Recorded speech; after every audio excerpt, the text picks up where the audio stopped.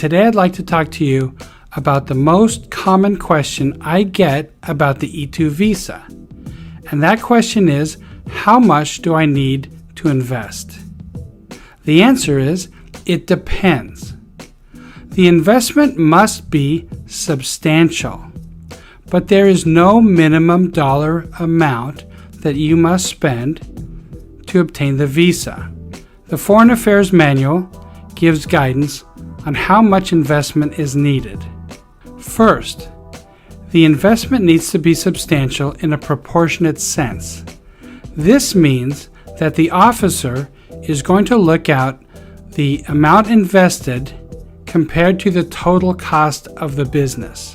Normally, this has to do with a newly created business. If the investor invests 100% of the cost of the business, then of course that investment is substantial.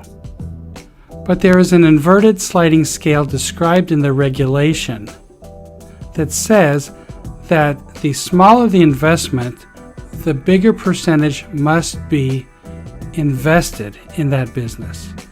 For example, if your business costs $100,000 to get to operation, then the investor should invest all of the $100,000, 100%. But on the other extreme, if a business costs $100 million, then even just a 10% investment of $10 million is going to be seen as substantial. Second, the amount of investment must show the commitment that the investor has toward the business. Third, the amount of the investment must be enough so that the investor has the opportunity to make that business a success. Now, the cost of a newly created business is different than the cost of an existing business. The cost of a newly created business is that amount which is required to get the company operational.